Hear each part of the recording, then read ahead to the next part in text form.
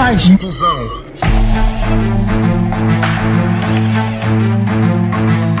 Saudações, amigo vinte, está no ar o seu programa de eleição das rádios comunitárias que dá voz às pessoas com deficiência. Encontra no programa Mais Inclusão o dia a dia da pessoa com deficiência. Está na vossa companhia Abdurrahman Ibrahim na edição e apresentação. Votos de ótima escuta. Mais inclusão.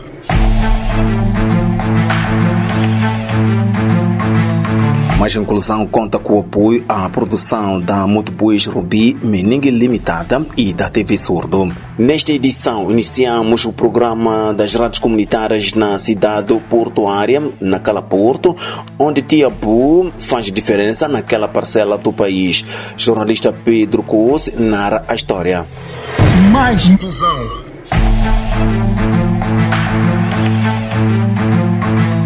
Faça aquilo que eu digo, não o que faço. Diz o ditado popular sobre a necessidade de seguir exemplos em ações humanas, associando isto às palavras. As palavras têm o poder de persuasão, motivação e de trazer mudanças significativas, se forem ditas por pessoas e de maneiras certas. Durante a nossa estadia na cidade de Nacala Porto, deparamos-nos com uma história interessante de um senhor com deficiência e analfabeto que tem realizado campanhas de sensibilização para os que têm filhos com qualquer tipo de deficiência, leva os mais novos às escolas, não deixando-os estagnados, com o objetivo de que no futuro venham a ser donos de si e principal tomador de decisões sobre sua vida. Durante 2 horas, percorremos cerca de 5 quilômetros de estrada de terra batida. Depois de passar por ruelas estreitas e encarar uma cortina de poeira que parecia não ter fim, chegamos ao bairro de Intupaia, bairro dominado por enormes crateras devido à erosão dos solos. Uma roda de 16 pessoas e um palestrante são os nossos primeiros registros, logo que colocamos os pés neste bairro suburbano. Sem demora, conhecemos e pudemos Júlio Carrivano, ou simplesmente Tio Abu. Tio Abu é um senhor de mais de 56 anos. O cabelo branco já está a dar nas vistas. Encontramos-lo no bairro, fazendo aquilo que tanto ama, motivar pessoas que têm crianças com deficiência a levá-las à escola, a fim de serem alfabetizados. Numa reunião com cheiro de sabedoria, Tio Abu tenta à sua maneira mostrar para os pais residentes nesta comunidade a levar as crianças às instituições de ensino, independentemente do tipo de deficiência.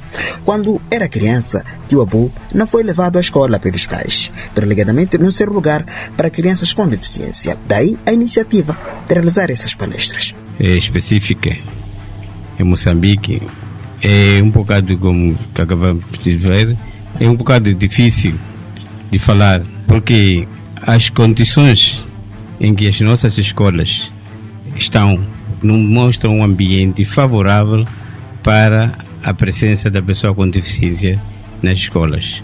Primeiro, as escolas não têm rampas, não têm corrimãos, a maioria das escolas. Muitas vezes também não tem professores pedagogicamente formados para lidar com pessoas com deficiência, como auditivas e os cegos. Por isso, não há um ambiente favorável para a pessoa com deficiência em Moçambique. As escolas são fornecidas pela educação. Muito bem. E esses são os mesmos professores que não têm capacidade de lidar com crianças com deficiência. Então, o dia que o Estado formar professores com capacidades educativas especiais, a nossa luta não é só para a escola da Demo, nem a escola do Grey. Nós queremos que todas as escolas do país tenham capacidade de acolher crianças com deficiência, quer no campo, quer na cidade. Exatamente. Neste momento não tem outros tipos de deficientes, só apenas deficientes físicos. Tentamos introduzir lá alunos com deficiências auditivas, só que enfrenta muitas dificuldades.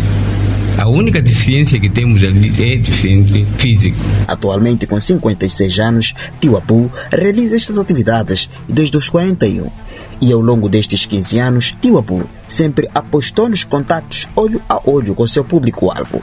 E de lá para cá, estas ações têm contribuído sobremaneira para mudanças importantes na sociedade, pois o seu compromisso e informações dos homens e mulheres no amanhã está sempre em primeiro lugar. Para além de palestras, Tio Abu tem feito campanhas de angariação de fundos para que, a cada início do ano letivo, as crianças com deficiência e não só, vivendo em condições de vulnerabilidade, tenham condições mínimas para dar o primeiro passo rumo ao mundo do conhecimento. Eu quero dizer que neste momento nós já começamos com uma campanha de sensibilização falamos com a educação, com a Direção Provincial de Mulher e Gênero, Criança, obras públicas, porque as obras públicas é que constroem as escolas. Com certeza. Então, nós aproximamos essas instituições que, quando constroem escolas, não só escolas, mas edifícios públicos, devem incluir as rampas e os corrimões. Na educação, nós já falamos com a Direção Provincial de Educação para que nos currículos de formação dos professores incluam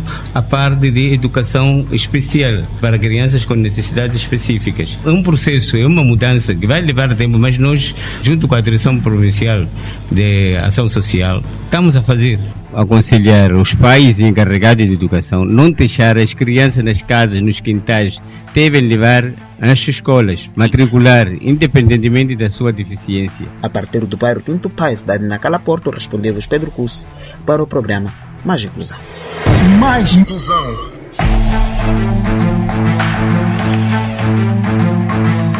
Depois da chamada capital do Norte, Nampula, vamos à capital do país para falarmos da tuberculose, uma doença que pode deixar sequelas e a pessoa tornar-se uma pessoa com deficiência. Mais inclusão.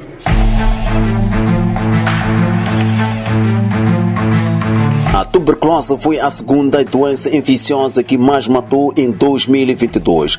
Foram mais de 1.300.000 óbitos registrados num período, de acordo com a Organização Mundial da Saúde, OMS. Joana Armando contraiu a deficiência devido a esta doença. Ela conta como tudo aconteceu. Isso foi no ano de 2005, devido a um parto que eu tive. Depois do parto, eu comecei a ter complicações, dificuldades para caminhar, para andar. Então, daí fui começar a fazer tratamentos no hospital. Primeiramente, eles diziam que era bilis. Os pés prendiam. Quando quisesse andar, os pés prendiam, não conseguia caminhar por si só. Então, diziam que era, isso vai passar, ou é malária que caiu nos pés. Depois de um tempo passa. Vim para casa, fui lá, não passava. Fui seguindo com os tratamentos, só que na altura foi muito difícil, né? Até chegar ao diagnóstico. Foi bem difícil. Primeiramente, quando comecei a fazer os tratamentos, me indicaram um especialista, um neurologista, né? Eu fiquei internada praticamente quase um ano no Estado Central. Eles já procuraram saber o que era, né? O que eu tinha. Falaram-me de várias opções. Na altura, a medicina não era tão avançada como hoje em dia. Muita coisa não tinha, por exemplo, para fazer um exame, né, com mais precisão na coluna, para eles saberem o que tinha. Eles só diziam que tinha algo a comprometer a medula, mas exatamente o que era não sabia. Então chegaram a nos dar uma receita que tínhamos que andar por todo o país, praticamente. Posso dizer assim, por todo o país, porque na altura andamos em todas as farmácias à procura de um líquido. Os médicos receitaram que através desse líquido seria possível fazer um TAC para poderem ver com mais precisão o que tinha, o que compromia a medula. Porque na altura ainda não existia a máquina da ressonância magnética aqui no país. Então foram várias etapas. Até que desde 2005, em 2010, quando fiz a ressonância magnética, é quando fui diagnosticada com tuberculose óssea. Depois de ter sido diagnosticada tuberculose óssea em 2010, ela começou o tratamento que durou 6 meses. Fiz o tratamento em 2010.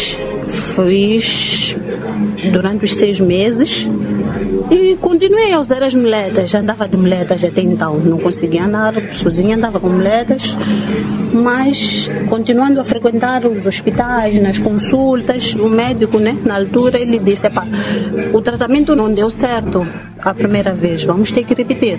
Isso em 2012, eu volto a fazer o mesmo tratamento os 6 meses, mas nessa segunda vez, em vez de fazer os 6 meses, eu fiz 8. Então, nesse tratamento, posso dizer que o tratamento não deu certo ou não me caiu bem, é daí onde eu perdi assim, né?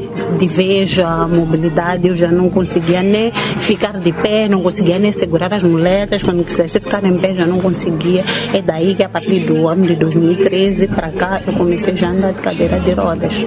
Essa doença, ela foi assim, progredindo, a cada dia ela foi progredindo. Quando saí da escola, usava uma muleta, todo ano 2007, 2008, por aí, comecei a usar a segunda, andei das duas muletas, chegou a parte de não conseguia andar com as duas, já quando já tive que andar de cadeira de rodas. Joana Armand é empreendedora. Ela revela que não foi fácil, uma vez que teve que deixar de usar canadianas e usar cadeira de rodas, o que afetou a sua mobilidade. Mudou muita coisa, mudou tudo. A vida muda quando você não pode andar, não pode fazer nada, você fica dependente de tudo. É difícil, tudo muda, mudou tudo, mudou minha vida toda, ela mudou. Eu posso dizer que, graças a Deus, eu sempre tive uma família boa. Minha família sempre, desde o início, com a bebê, desde que eu tive a bebê, comecei a ter complicações, eles cuidaram de mim, cuidam até hoje. Eles cuidaram da bebê, cuidaram de mim, hoje ela é uma moça de 18 anos de idade. E de lá para cá, o meu apoio, a minha força são eles, são os meus irmãos, as minhas irmãs, elas são Deus em primeiro lugar também, né? Deus, ele tem me dado força dia após dia. Minha vida é normal, eu acho que levo uma vida normal como qualquer um.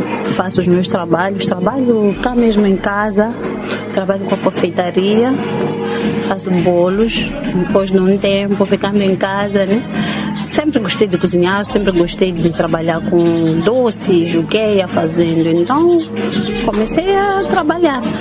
Bem, primeiro gostava de fazer para a família, para amigos. Só que as pessoas começaram a pedindo.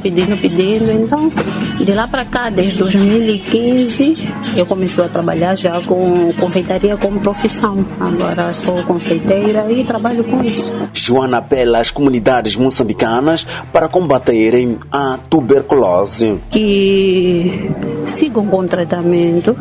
Por exemplo, não posso dizer que se o tratamento não deu certo para mim, eu acredito que sejam os métodos que foram usados na altura.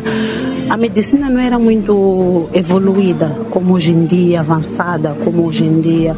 Então eu acredito que hoje tem tratamentos mais apropriados, mas que é sempre bom fazer o tratamento, procurar sempre se informar mais. Ricardo Alfredo, técnico de medicina geral, explica os efeitos da tuberculose óssea. A tuberculose óssea é uma doença infecciosa causada por uma bactéria, não é? Mycobacterium tuberculose ou simplesmente bacilo de Koch. Então, a sua manifestação em relação a outras formas de tuberculose, primeiro dizer que a tuberculose ela pode afetar qualquer parte do nosso corpo, não é? Temos pulmões, abdominal, assim como outras partes do nosso corpo. Então, a tuberculose em si tem um quadro clínico específico, não é? Que é a febre, tosse, falta de apetite, emagrecimento no geral. Mas a tuberculose óssea pode não apresentar tudo isso. Então, por simplesmente ser óssea, a tuberculose óssea porque afeta mais os ossos da coluna vertebral, em maior parte, né? Tem aqui o caso de Maltipot, não é? E as articulações, principalmente do joelho, assim como da cintura. Então, esta tuberculose já a pessoa não vai apresentar tosse, pode ter febre, mas uma febre ligeira, vai ter dor no local onde foi afetado, vai ter uma deformidade ou pode surgir em forma de uma massa no local onde foi afetada. A pessoa também pode ter atrofia do mesmo membro onde foi afetado, se for o pé, vai diminuir aquilo que é o seu tônus muscular, assim como vai se tornar mais rígido o local onde vai ser acometido. Esta doença, só para nós percebermos, se nós formos a investigar mais fundo, vamos ver que esta doença surge por uma outra doença que seja pulmonar, que não foi tratada ou então foi maltratada. Então, se assim for, a doença através do sangue, migra-se dos pulmões, vai para até os ossos. Então, quando atinge o osso, principalmente para aquelas idades avançadas, podemos ter problemas da regeneração do próprio osso, pode ficar desgastado o osso e pode se comprimir também a medula espinhal, neste caso, e a pessoa ter mesmo dificuldades em caminhar, pode ter sequelas, pode ter deformidade da coluna vertebral, apresentar-se com uma curvatura que pode não se reverter se não se tomar as devidas medidas, pode ter até chegar a ter uma paralisia, não é? Por causa desta tuberculose e ficar mesmo permanentemente com isso. Ricardo Alfredo fala dos cuidados a serem tomados em conta para evitar tuberculose. Antigamente, se formos a ver, a doença tuberculose não tinha cura, as pessoas não sabiam como curar, mas agora conhecemos a cura, tem cura sim, infelizmente neste caso, e as pessoas também são informadas, não é? Eles já têm todas as formas de se prevenir. Eles já sabem que quando eu vou ou quando estou com um tal fulano que tem tuberculose, eu tenho que usar máscara, eu tenho que, se for a manusear utensílios de uma pessoa com tuberculose, já sabe o que deve fazer depois daquilo. E porque a pessoa já não tem aquele medo de dizer que se ficar infectado pela doença, pode desenvolver a doença e morrer. Então, com a alastração dos serviços, cuidados, né, de saúde, então a população é mais informada, mas não deixa a tuberculose assim de ser perigosa. Neste caso, só precisamos de prestarmos mais atenção. Na verdade, o que mudou aqui é o conhecimento de formas da prevenção. A Organização Mundial da Saúde, OMS, estima uma notificação de 361 casos por 100 mil habitantes para Moçambique e em 2020 o país notificou 97.093 casos da tuberculose de todas as formas, o que corresponde a 323 casos da tuberculose por 100 mil habitantes. Mais inclusão.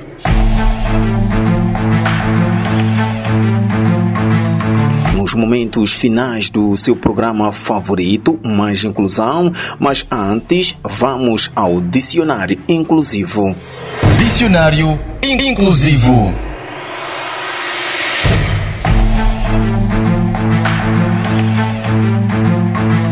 Saudações, estimado ouvinte, seja bem-vindo à rubrica Dicionário Inclusivo. Nesta edição, vamos aprender como tratar uma pessoa com mobilidade reduzida ou usuário de cadeira de rodas. Como chamaria uma pessoa nesta condição? Eu penso que devamos tratar como portador de deficiência, porque independentemente da forma como a pessoa possa receber essa informação, a pessoa tem alguma deficiência, né? Então eu penso que essa é a forma correta de tratarmos pessoas com essa necessidade especial. Do meu ponto de vista, eu acho que devemos tratar por cadeirante, porque com mobilidade para se locomover, então acho que o termo deficiente é um pouco pesado. Eu acredito que o correto seja portador de deficiência. Por quê? Bom, eu acho que chamar alguém de cadeirante ou deficiente são dois termos pejorativos que reduzem a pessoa, né? Eu acredito que baixam a autoestima. Agora, dizer portadora de deficiência ou a pessoa com deficiência, acredito que sejam termos corretos. A palavra certa é pessoa com deficiência. Um portador, em algum dia, pode entender deixar o que porta, como, por exemplo, o bilhete de identidade. Em relação à deficiência, uma pessoa vive com ela. Assim se trata pessoa com deficiência. Até a próxima edição. Mais inclusão.